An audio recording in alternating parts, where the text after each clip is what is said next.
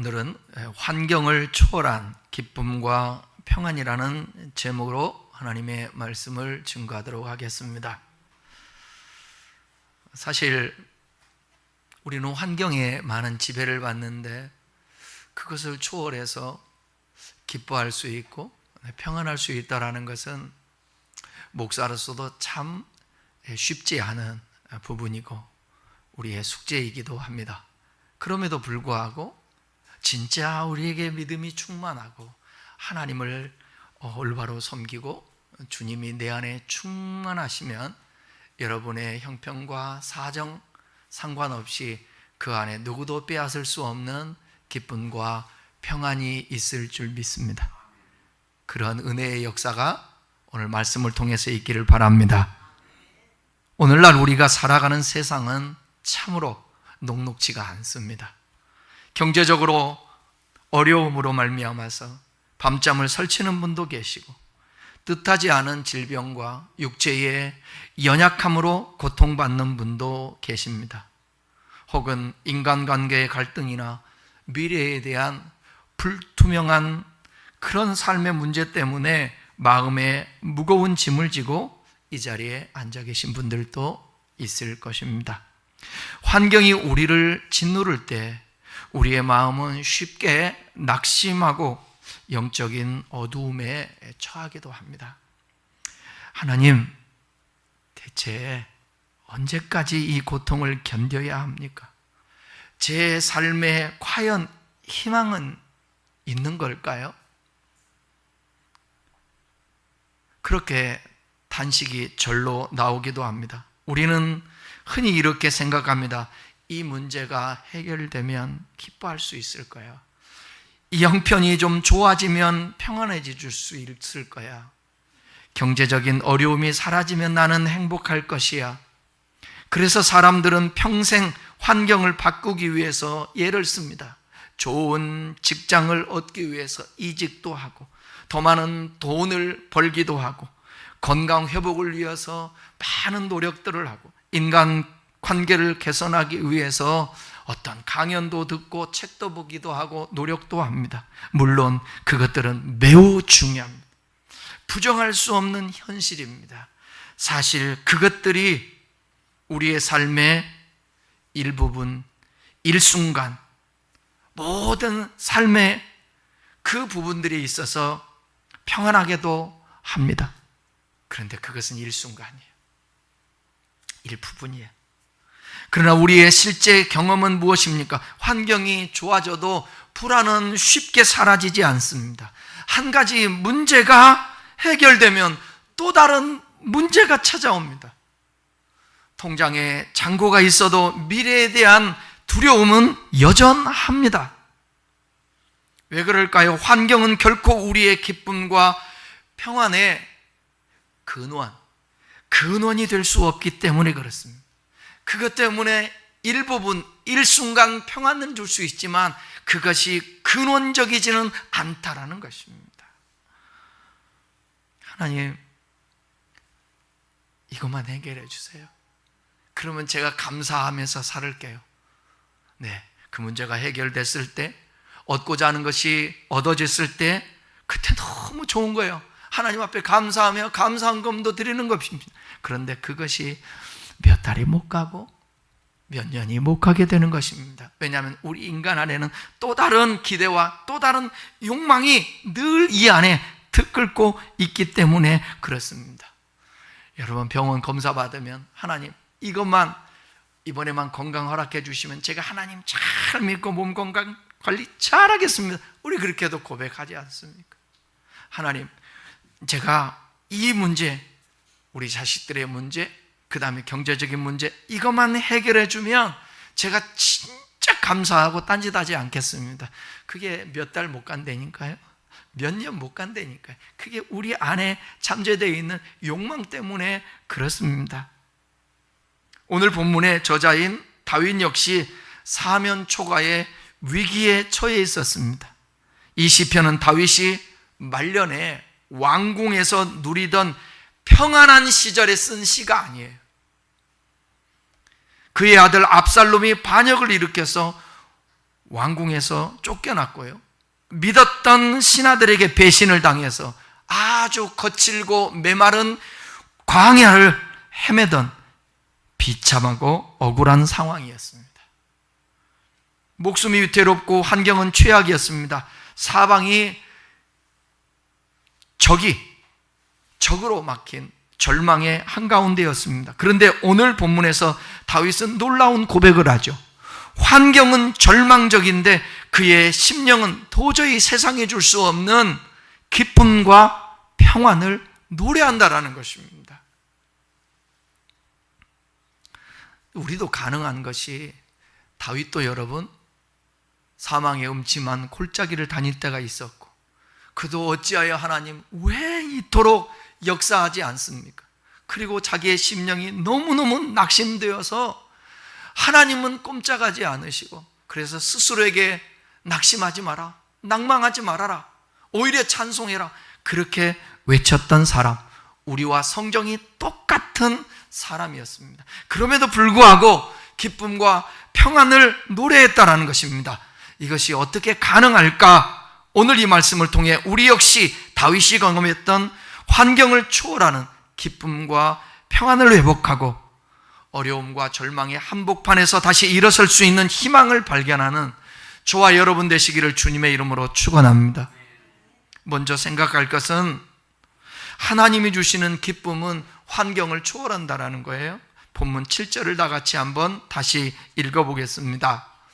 주께서 내 마음에 두신 기쁨은 그들의 곡식과 새 포도주가 풍성할 때보다 더하나이다. 다윗이 지금 자신의 마음속에 있는 기쁨이 세상의 그 어떤 풍요로움보다 더 크다고 선언합니다.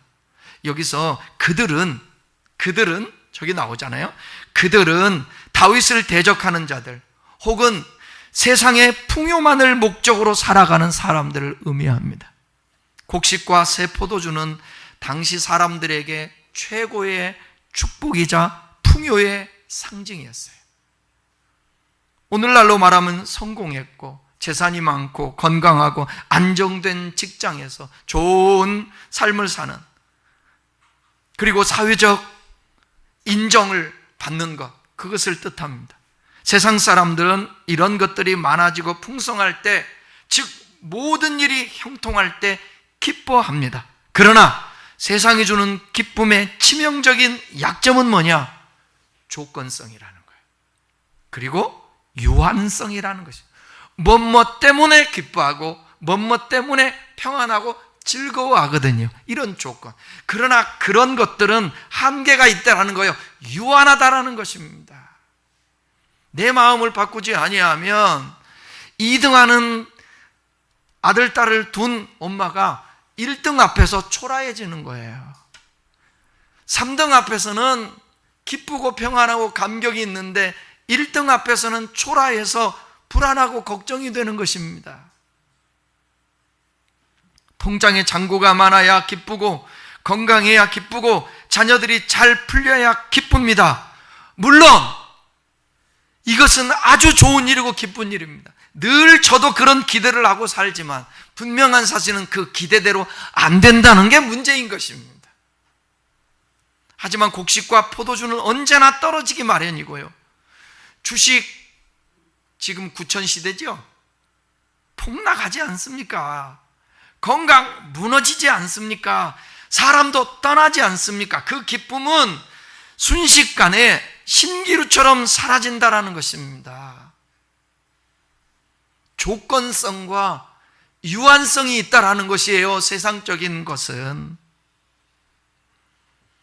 환경에 의존한 기쁨은 환경과 함께 흔들립니다. 조건이 사라지면 기쁨도 사라지고 그 자리에 극심한 불안과 절망이 찾아온다라는 것입니다. 그러나 다윗이 고백하는 기쁨은 전혀 다른 종류의 기쁨입니다. 우리 여러분, 어차피 이 세상에 사는 거, 먹고 사는 문제는 이일비할 수밖에 없어요. 그건 그대로 놓고 어쨌든 해결하면서 살아가자고요. 그러나 우리 안에 그 누구도 빼앗을 수 없는 위로부터 내려오는 진정한 평안과 기쁨과 감격이 여러분 안에 있기를 축복합니다. 다윗은 내가 만든 기쁨이 아니라 내가 환경에서 얻은 기쁨이라고 말하지 않습니다. 하나님이 내 마음에 친히 넣어주신 기쁨이라고 고백합니다. 이 기쁨의 출처는 외적인 환경이 아니라 바로 하나님이십니다. 하나님은 환경보다 먼저 우리의 마음을 만지십니다. 상황은 그대로인데 마음이 달라지게 하십니다. 문제는 여전한데 하나님의 선하심을 신뢰하게 하시고, 고난은 남아있는데 하나님의 동행을 경험하게 하십니다. 지금 다윗은 거칠고 메마른 광야에 있습니다. 먹을 곡식도 마실 포도주도 결핍된 위기입니다. 여러분 가운데 결핍된 것들이 무엇이 있습니까? 그것 때문에 위기를 느끼고 있습니까? 다윗도 그랬습니다. 그러나 하나님께서 그의 심령 깊은 곳에, 어디에요? 이 심령 깊은 곳에 초자연적인 기쁨을 부어주셨습니다. 원수들이 왕궁에서 풍년의 만찬을 즐기며 웃고 있을 때 다윗의 그 차가운 광야 바닥에서 하나님 한 분만으로 인해 그들보다 더 큰 기쁨을 누리고 있었던 것입니다. 이것은 사람으로 불가능합니다. 하나님이 부어주셔야 합니다. 성숙한 신앙은 하나님이 주시는 선물을 사랑하는 수준에서 선물을 주시는 하나님 자신을 사랑하는 수준으로 나가는 것입니다. 그러니까 여러분, 지금 살고 있는 이 은혜 때문에 감사하기보다 이 은혜를 주신 하나님을 먼저 기억해야 합니다. 나를 축복하고 나를 좋은 것에 이르게 하고 무언가를 얻게 만들고 그러는 것들이 나를 기쁘게 할 수 있지만, 그렇게 하신 먼저 하나님을 생각해야 합니다. 어떤 사람은 나는 왜 이런 가정에서 태어났을까? 나는 왜 이렇게 생겼을까? 그렇게 상황을 생각하면, 비교를 하면 절망입니다. 원망이 나옵니다. 그런데 참 좋으신 하나님, 선하신 하나님이 섭리가 있어서 그렇게 하셨다라고 그 하나님을 믿고 신뢰하면, 사람의 기준이 아니라 하나님의 상황에서 그렇게 해석을 하면 기뻐하고 감사할 수 있습니다. 저는 홀트학교에서 10년 이상을 토요일마다 설교, 학생들을 놓고 설교한 적이 있다고 그랬잖아요. 거기 가면 얼마나 힘든지 몰라요, 설교하는 시간이. 그리고 여러분 생각해 보세요. 제일 고민되는 게 뭘까요? 제가 그곳에 가서 설교를 할 때 가장 고민할 때 뭐가 고민이 될까요? 뭔 설교를 할까? 그들에게 알아듣지 못하고 그러는데 무슨 설교를 하지? 이게 제일 고민입니다. 그래서 이거는 무슨 어디 책을 뒤적거린다고 해서 되는 것도 아니고, 무슨 자료를 찾는다고 되는 것도 아니고, 이거는 오직 하나님 앞에 기도해서 주님이 주시는 그 마음 가지고 성경을 펴고 찾고 설교를 준비해서 가서 설교를 합니다.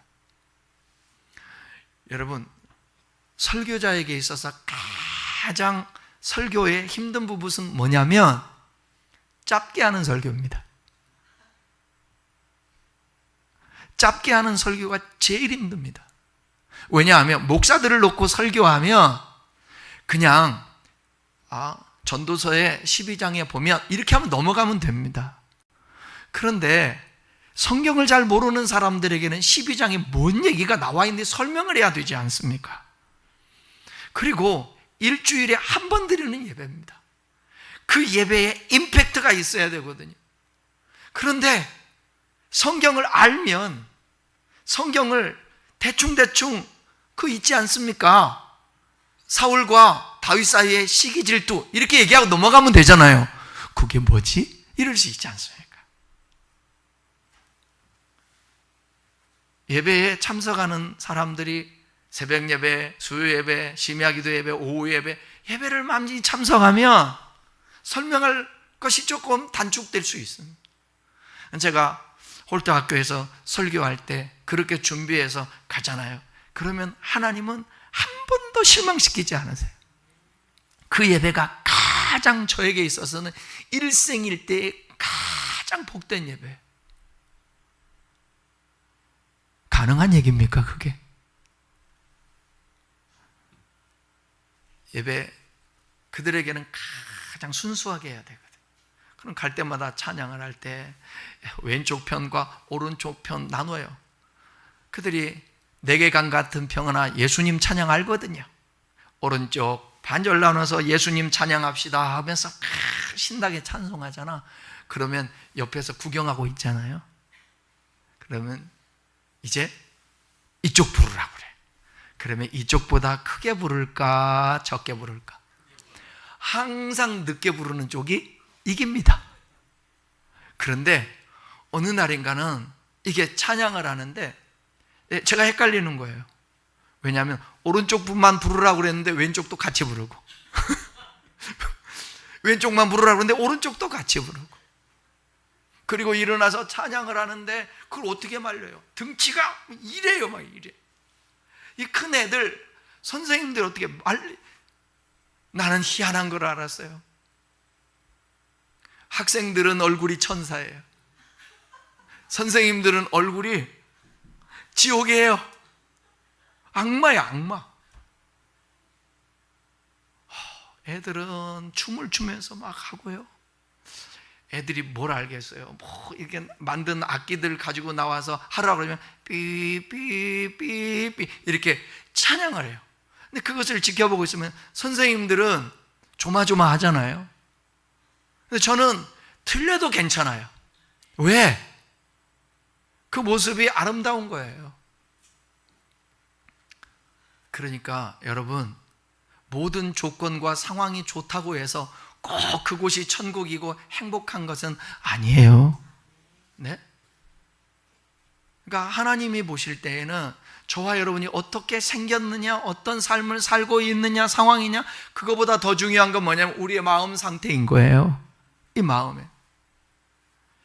그런 여러분 환경과 상관없이 흔들리지 않는 그 마음의 중심을 가지고 살아갈 수 있는 저와 여러분 됐으면 좋겠습니다. 근데 안 돼요. 저. 무릇 지키만한 것보다 마음을 지키라. 생명이 근원이 이에서 난다고 했는데 그게 잘 안 돼요. 그래서 무릎 꿇는 시간이 많아야 돼요. 그래서 하나님과 친해져야 되고 주님의 말씀에 자꾸 들어야 돼요. 요즘 제가 예견을 합니다. 점점점 믿음에서 떠납니다. 사람의 마음이 불안하고요. 사람의 마음이 항상 요즘 우울증이 조금 옛날보다 덜하대는데요. 왜냐하면 친구가 생겨서 자기 마음대로 할 수 있다는 거야. 자기가 원하는 것을 보고 들을 수 있어요. 뭐예요? 누가 친구예요? 요즘 수준 높아졌네. AI, 제미나이를 얘기하고 GPT를 얘기하고 퍼블릭시티를 얘기하고. 그래요. 우리 큰나무 교우들 수준이 있으시네. 유튜브 소추 넘기면 얼마나 재밌어요.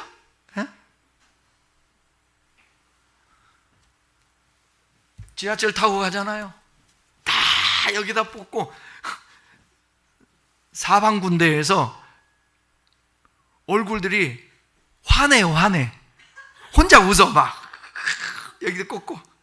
애들이든 어른이든 다. 제발 부탁입니다. 여러분들만 재밌게 보고 누구한테 제발 날리지 마세요. 제발 좀 보내지 좀 말아요. 공해예요, 공해. 근데 저 좀 웃게 재밌는 거는 저한테는 보내주세요. 아주 신기한 거. 우리 집사람도 어릴 때는 목사님 이거 한번 보세요. 보면 배꼽 잡아요. 우울증이 요즘 옛날 같지 않아. 나이 드신 분들도 친구가 생겼어. 친구가. 여러분, 그런 시간보다 주님과 친해지기 원해서 여러분의 영이 살아야 되거든. 거룩해야 되거든. 근데 세상 것으로 자꾸 목사도요, 다른 것에 집중을 하잖아요. 그러면 그 잔상이 막 나와요. 제가 어느 목사님이 우리 교회 와갖고, 송 목사님, 왜요? 참교육이라는 거 봤어요? 참교육? 그 학교에서 참교육 하는 거지 뭐. 근데 이 참교육이 넷플릭스에서 참교육 10화짜리가 있더라고요. 10화. 그걸 본데 막 말씀을 하시는데 나는 모르니까 대화가 안 되더라고. 그래서 제가 그걸 봤어요. 그걸. 저건 넷플릭스 생전 보지 않는데 이게 그걸 참교육. 그랬더니 그거 19금이 돼? 누구야? 소미 봤니? 안 넘어가네. 그래, 안 봐야지. 봤다고 그러면 19금이야. 그거. 그런데 그것을 봤는데 제가 3일인가 이틀에 거쳐서 제가 봤거든요. 근데 이 잔상이 계속 남는 거예요. 이 속에 분노가 생기고. 목사는 그러면 이 시대에 어떤 역할을 해야 되지? 이 세상이 이런데. 그래서 제가 검색을 해서 다른 사이트를 보니까 요즘 학생 중에 여러분 그거 아세요? 700명 중에 5명 빼고 다 게임, 머니 게임하고 그 다음에 게임 말고 그 뭐 무서운 것들 뭐 있잖아요. 이거 한다고? 왜 5명만 안 하냐? 2사람은 시골 출신이라 시골의 그 대상자가 안 하고 3사람은 폴더폰이라 안 한다는 거예요. 애들이. 요즘 애들이요, 통장에 빚이요, 이 빚이 통장에 어떤 애들은 1억 5천이 있대요. 빚이 아니라 번 돈이. 그걸 갖고 노는 거예요. 애들 빌려주고 막 돈놀이하고. 경찰 데려가는데 뭐가 잘못이냐고, 돈 벌는데. 이렇게 얘기해요. 그 학생들의 반에서 다 애들 돈 빌려주고. 요즘 인터넷상에서 일어나는 일들이 참 무섭더라고요. 그러니까 점점점 영적인 이 세계, 교회는, 신앙은 점점 힘들 거예요. 그러면 세상 의지하고 불안은 점점 오고, 여러분들 하나님과 친해져야 하나님이 주시는 이 마음의 평강과 기쁨을 가질 수 있는 것입니다. 곡식보다 하나님이 크고 포도주보다 하나님이 귀하기 때문에 낙심 가운데 계신 여러분이 있다면 세상의 채워짐을 바라보며 낙심하지 마십시오. 환경이 아무리 어두워도 주님께서 여러분의 심령 깊은 곳에 이 하늘의 기쁨을 두시면 우리는 능히 이겨낼 수 있습니다. 세상이 줄 수도 없고 빼앗을 수도 없는 이 초월적인 기쁨이 오늘 저에게도 부어지기를 바랍니다. 여러분에게도 부어지기를 바랍니다. 하나님이 주시는 평안은 두려움을 이겨요. 8절 상방절을 짧게 먼저 읽겠습니다. 시작. 내가 평안히 눕고 자기도 하리니. 다윗의 고백은 기쁨에서 평안으로 이어집니다. 인생의 밤이 찾아왔을 때 고난 가운데 있는 이들에게 가장 힘든 것 중에 하나가 뭐냐? 바로 잠 못 이루는 밤. 잠을 이루지 못한다는 거예요. 걱정과 염려가 꼬리를 물면 심장이 뛰고 머리에 생각이 많아져서 도저히 잠을 잘 수가 없습니다. 인간은 내일이 두려울 때, 그리고 내 힘으로 통제할 수 없는 상황을 만날 때 극심한 불안을 느끼게 되어 있습니다. 불안하면 어떤 신체적인 현상이 일어나냐면 심장이 뜁니다. 그러니까 잠을 못 자는 거예요. 불안한 사람은 심장이 안정적이어야 되는데 심장이 뛰니까 잠을 못 자죠. 그래서 제가 가르쳐 드렸잖아요. 긴 호흡을 하라고. 심장이 뛰고 불안하면 호흡을 하라고. 깊게 들어 마셨다 천천히 내쉬는, 이걸 훈련을 해야 된다고. 더욱이 다윗은 지금 쫓기는 신세였습니다. 언제 대적들이 기습할지 모르는 일촉즉발의 상황이었습니다. 거친 광야에서 조금만 부스럭거리는 소리가 나도 가슴이 철렁 내려앉는 상태인데 다윗은 놀랍게도 평안히 눕고 자겠다라고 고백을 합니다. 어떻게 이런 상황에서 깊은 단잠을 잘 수 있을까? 모든 상황이 통제되어서가 아닙니다. 모든 염려를 하나님께 온전히 맡겼기 때문에 그렇습니다. 이 맡긴다라는 게 쉽지가 않아요. 내 길을 맡겨라, 염려를 맡겨라, 짐을 맡겨라. 맡기는 거예요. 하나님 앞에 행사를 맡기라. 그런데 이 못 맡기니까 염려가 생기는 것입니다. 사실 잠을 잔다라는 것은 믿음의 행위입니다. 잠드는 동안 우리는 아무것도 할 수 없어요. 일도 할 수 없고 문제도 해결할 수 없고 내 자신을 지키지도 못합니다. 철저한 무력함의 시간입니다. 그래서 프로포폴을 맞는 거예요. 그래서 잠재우는 걸 맞는 것입니다. 자면 모든 걸 잊으니까. 그럼에도 불구하고 우리가 잠을 들 수 있는 이유가 무엇인가? 내가 잠든 순간에도 나를 지키시는 분, 살아계신 하나님이 계세요. 여러분, 오늘 이 자리에 있으신 분들은 어떤 어려움이 있다 할지라도 마지막 선택은 하나님일 거요. 아무리 인간적인 수단 방법 가리고 이렇게 해결해 볼까 저렇게 해볼까 다 해봐도 마지막에 여러분 하나님일 거요. 하나님 찾게 되어 있습니다. 그러니까 그때까지 가지 마시고 지금 이 순간부터 하나님을 찾기를 바랍니다. 시편 121편 다 같이 한번 읽어볼까요? 1절에서 4절입니다. 내가 산을 향하여 눈을 들리라. 나의 도움이 어디서 올까? 나의 도움은 천지를 지으신 여호와에게서로다. 여호와께서 너를 실족하지 아니하게 하시며 너를 지키시는 이가 졸지 아니하시리로다. 이스라엘을 지키는 이는 졸지도 아니하시고 주무시지도 아니하시리로다. 이스라엘이라는 것은 주님이 택한 자들을 말하는 것입니다. 그 상징적으로 말하고 있는 것이죠.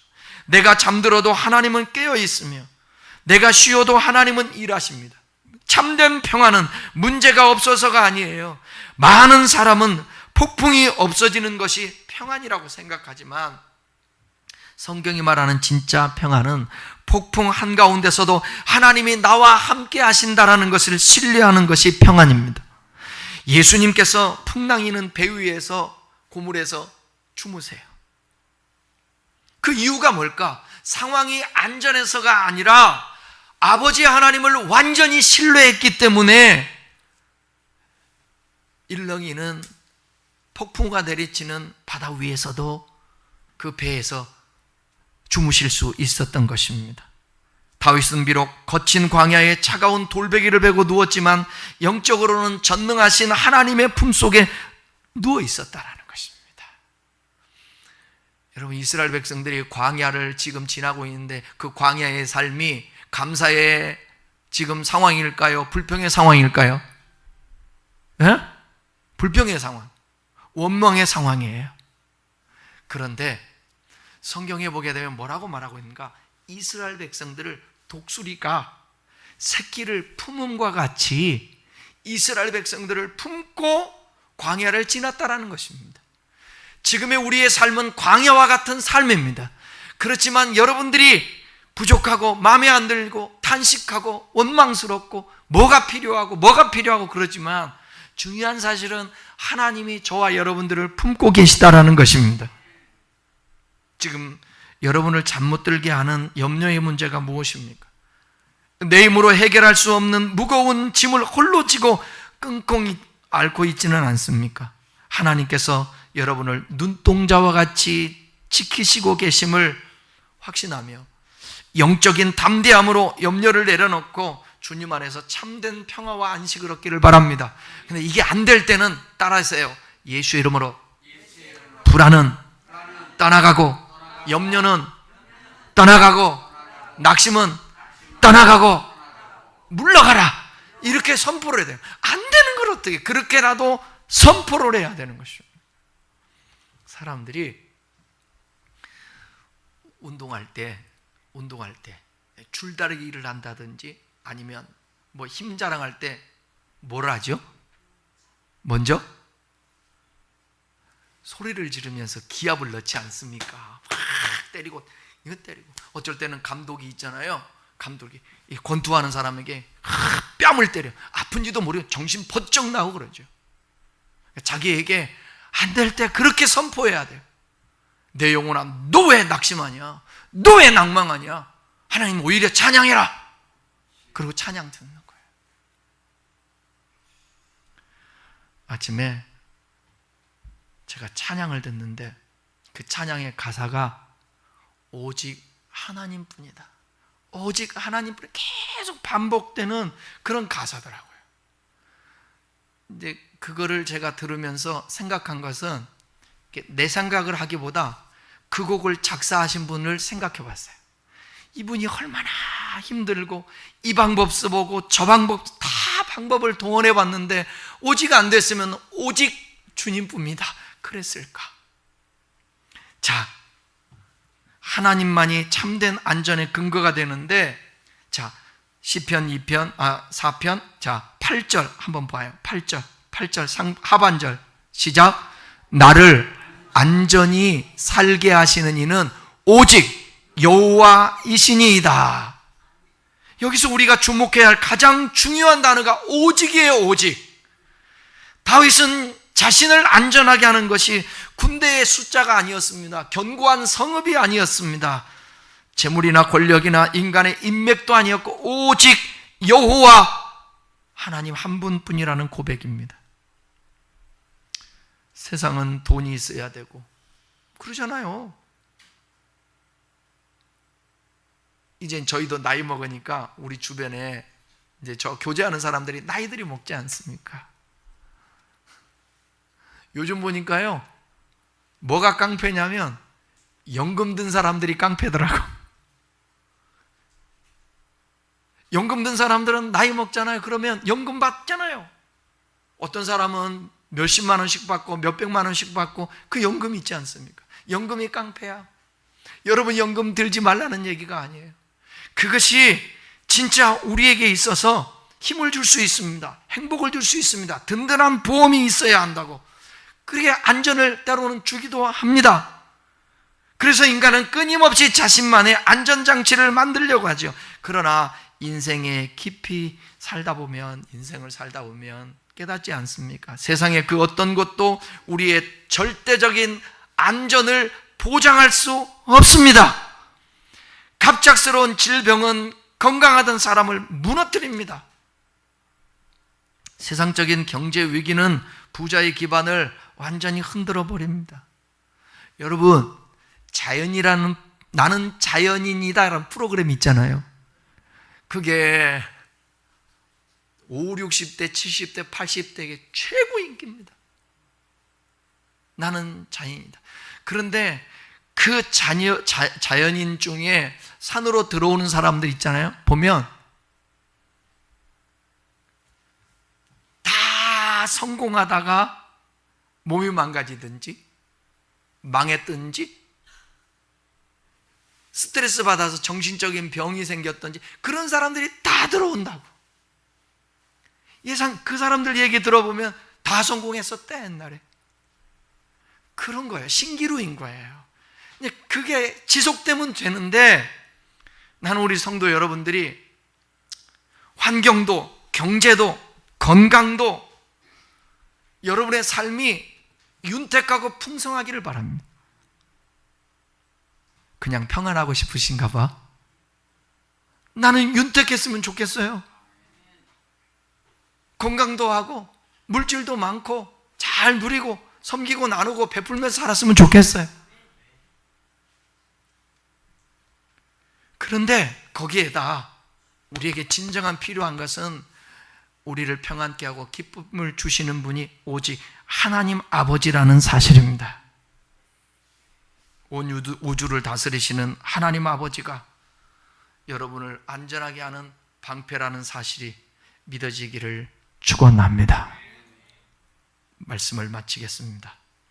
오늘 우리는 고난 속에서도 무너지지 않았던 이 다윗의 고백을 통해 희망의 비밀을 배웠습니다. 우리의 소망은 내일 당장 문제가 해결될 것인가, 환경이 좋아질 것인가에 있지 않습니다. 우리의 참된 소망은 이 무거운 환경 속에서도 여전히 살아계셔서 나를 위해 독생성자를 아끼지 아니하시고 보내주시고 사랑한 그 하나님 아버지의 신실하심과 긍휼의 은혜가 부어진다라는 것입니다. 여러분, 절대로 죽어도 삽니다. 여러분은 망해도 다시 일어납니다. 왜냐하면 하나님이 우리를 내버려 두지 않기 때문에 그렇습니다. 기억하십시오. 다윗도 캄캄한 광야 길을 걸었습니다. 욥도 바울도 그 길을 걸었습니다. 믿음의 선진들이 그 길을 걸었습니다. 그리고 무엇보다 우리 예수님이 십자가의 처절한 고난의 길을 걸으셨습니다. 하나님은 우리에게 고난이 전혀 없는 탄탄대로를 약속하신 적이 없습니다. 다만 고난 속에서도 내가 너와 함께 할게, 주님이 그렇게 말씀했습니다. 두려워 말라, 내가 너와 함께함이니라. 놀라지 말라, 나는 너의 하나님이 됨이니라. 오늘 그 음성 붙들고 어떤 상황에서도 주님이 주시는 참된 평안과 기쁨을 얻을 수 있도록 깨어서 늘 기도하고 하나님과 올바른 관계를 가질 수 있기를 주님의 이름으로 축원합니다. 함께 기도하겠습니다.